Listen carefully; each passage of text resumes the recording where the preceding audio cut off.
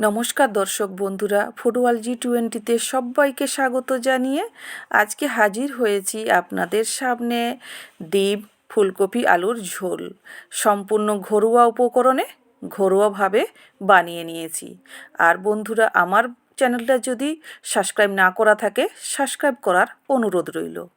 First আমি মশলা করে নিব। তার জন্য শুকনো লঙ্কা নিয়ে নিয়েছি 6টা, আর আদা নিয়ে নিয়েছি আমি বড় চামচে 2 চামচ, রসুনটাও বড় চামচের মানে 2টো কোয়া, ছোট ছোট সাইজের, মাঝারি বলতে পারেন 2টো কোয়া। 1 চামচ আমি জিরে দিয়েছি, 2 চামচ ধনে দিয়ে দিলাম। এটাকে আমি 10 মিনিট মতো জলে ভিজিয়ে রেখে দেব। 10 মিনিটের পরে বেটে নেব। আমি আগে থেকেই ডিম সেদ্ধ করে ডিমটা ছাড়িয়ে রেখেছিলাম, আর আলুটাও ছাড়িয়ে ভালো করে ধুয়ে রেডি করে রেখেছি। ফুলকপিও ছাড়িয়ে নুন জলে ডুবিয়ে ছেঁকে রেখে দিয়েছি। কড়াইতে আমি তেল দিয়ে তাতে হালকা 1 চিমটি লঙ্কার গুঁড়ো, হলুদ দিয়ে ডিমটা তুলে দিলাম। ডিমটা তুলে ডিমটাকে একটু এপিট ওপিট নেড়ে একটু ভাজতে রেখে দেব। তারপরে দিয়ে দিচ্ছি একটু পরিমাণ মতো লবণ দিয়ে লাল লাল করে ভেজে আমি একটা প্লেটে তুলে নিচ্ছি ডিমগুলোকে। ছান্তা দিয়ে আমি তুলে নিচ্ছি, কারণ তেলটাও ঝরে যাবে আর ডিমগুলো আমার প্লেটে তোলা হয়ে যাবে। ডিম ভাজা হয়েছে বন্ধুরা, এই যে দেখুন। এবার ওই তেলে আলুটা ভেজে নেব। আলু তুলে দিয়েছি, আলুটাকে নেড়ে নিয়ে লাল লাল করে আমি ভেজে নেব। এই যে দেখুন বন্ধুরা, আলুটা 80% ভাজা হয়ে গেছে। আমি একটা থালাইতে নামিয়ে নিচ্ছি। তেলটা ঝরিয়ে থালাইতে নামিয়ে নিচ্ছি। আলুটা আপনারা চাইলে একটু হালকা সেদ্ধ করে ভাজতে পারেন, আমি ডাইরেক্ট ভেজে নিয়েছি। ওই তেলে এবার ফুলকপি তুলে দিচ্ছি। ফুলকপিটা একটু ভাজতে টাইম লাগবে, অনেকটা পরিমাণ ফুলকপি আছে। ফুল হিট দিয়ে সবজিগুলো কিন্তু ভাজতে হবে। দেখুন আমি নেড়ে নিয়েছি। এবার আমি ফুলকপি পরিমাণ অনুযায়ী লবণ দিয়ে দিলাম। লবণটা দিয়ে দিলে তাড়াতাড়ি ফুলকপিগুলো ভাজা হয়ে যাবে, আর ফুলকপির ভেতরে নুনটাও পরিমাণ মতো ঢুকে যাবে। দেখুন ফুলকপিগুলো ভাজা হয়ে গেছে। এবার আমি একটা প্লেটে নামিয়ে নিচ্ছি একে একে। দেখুন ফুলকপিগুলো আমার সব নামানো হয়ে গেছে। ওই তেলে এবার আমি তরকারিটা করে নিব। আমি নিয়েছি দারুচিনি, 3-4টে লবঙ্গ, 3 থেকে 4টে, আর 3টে এলাচ, ছোটো দানা এলাচ দিয়ে এবার একটু হিটটা বাড়িয়ে দিচ্ছি। হিটটা কমিয়ে দিয়েছিলাম, হিটটা বাড়িয়ে দিয়ে এটা শুকনো মশলাগুলো ভেজে নিব। তারপরে দিয়ে দিচ্ছি 3টে পেঁয়াজ, ছোট্ট ছোট্ট করে কেটে রেখেছিলাম, সেই পেঁয়াজটা দিয়ে দিলাম। পেঁয়াজগুলো লাল লাল করে ভাজা হবে। তাতে এবার দিয়ে দিচ্ছি আমি 4টে কাঁচা লঙ্কা, ওটা কুচি করে রেখেছিলাম। আপনারা যদি ঝাল বেশি খান, এই জায়গায় আরেকটু লঙ্কা দিতে পারেন। দেখুন লাল লাল করে আমার পেঁয়াজ ভাজা হয়ে গেছে। এবার দিয়ে দেব হলুদ। এই সময় হলুদটা দিয়ে নিচ্ছি। হলুদটা দিয়ে একটু ভেজে নিব।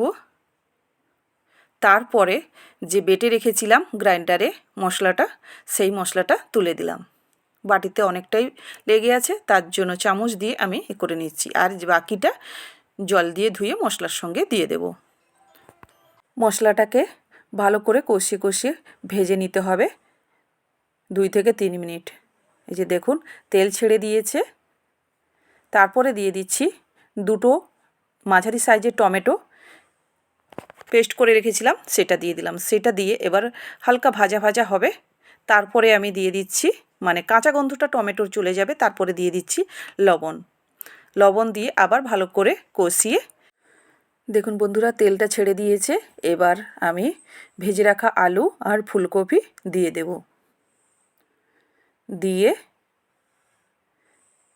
মশলার সঙ্গে নাড়িয়ে নিব, মানে মশলার সঙ্গে ভালো করে কষিয়ে নিব 1-2 মিনিট। তারপরে আমি ঢাকা লাগিয়ে রেখে দিব 2 থেকে 3 মিনিট। 2 থেকে 3 মিনিটের পরে ঘুরে এসেছি। দেখুন বন্ধুরা তেলটাও ছেড়ে দিয়েছে, তার সঙ্গে সামান্য পরিমাণ জলটাও ছেড়ে দিয়েছে সবজি থেকে। এই যে দেখুন এই জায়গায় মশলাটাও সবজির ভিতরে ঢুকলো, খুব ভালোভাবে সেট খেলো। তারপরে আমি জল দিয়ে সামান্য পরিমাণ করে জল দিয়ে ভালো করে এই যে সাইডগুলো থেকে করে এবার জল দিয়ে নেব। পরিমাণ মতো জল দিয়ে নিব এখানে।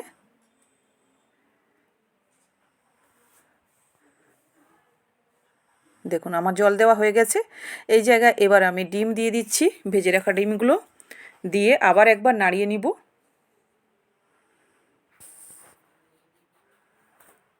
নাড়িয়ে ফুলকপির ডাঁটাগুলো শক্ত থাকে, কিন্তু সেগুলোকে একটু ওলট পালট করে ডুবিয়ে দিলেই তারপরে আমি ঢাকা দিয়ে দিলাম 4 থেকে 5 মিনিট। এই যে 5 মিনিটের পরে ঘুরে এসেছি, দেখুন বন্ধুরা ঢাকা দিয়ে সেদ্ধ করে নিয়েছি। সেদ্ধ করার কিছু নেই বন্ধুরা, 80% হয়ে গেছিলো, অলরেডি সেদ্ধ হয়ে গেছে। এবার ঢাকাটা খোলার পরে আমি আরও সিমে করে 4 থেকে 5 মিনিট আমি তরকারিটাকে বসিয়ে রাখবো, দিলে ভালো হয়। এবার আমি ধনেপাতা দিয়ে দিলাম, আর দিয়ে দিচ্ছি প্রায় 1 চামচ, ছোটো চামচের 1 চামচ মতো গরম মশলা দিয়ে আবার একটু ওপর নিচ করে নাড়িয়ে দিব। নাড়ানো হয়ে গেছে দেখুন বন্ধুরা। এবার একটু সিমে করে বসিয়ে রেখে দিব।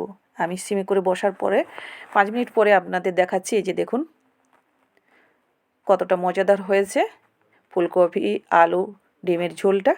এবার একটা পাত্রে আমি বেড়ে নিচ্ছি। এই যে আমার পাত্রে বেড়ে নেওয়া হয়ে গেছে। এই দেখুন এইভাবে যদি ডিমের ঝোল হয় তাহলে গরম গরম ভাতের সঙ্গে কিন্তু জমে যাবে। তার সঙ্গে পেঁয়াজ, কাঁচা লঙ্কা, লেবু, শসা, গরম ভাতের সঙ্গে আর কিছুই দরকার হবে না। এইভাবে বন্ধুরা একবার ঘরোয়া উপকরণে একবার বানিয়ে করে খাবেন এইভাবে ডিমের ঝোল। আর কেমন হয়েছে আমার ডিমের ঝোলটা নিশ্চয়ই কমেন্টে জানাবেন বন্ধুরা। ভালো থাকবেন, সুস্থ থাকবেন। আবার দেখা হবে নতুন এক ভিডিওর সঙ্গে। টাটা।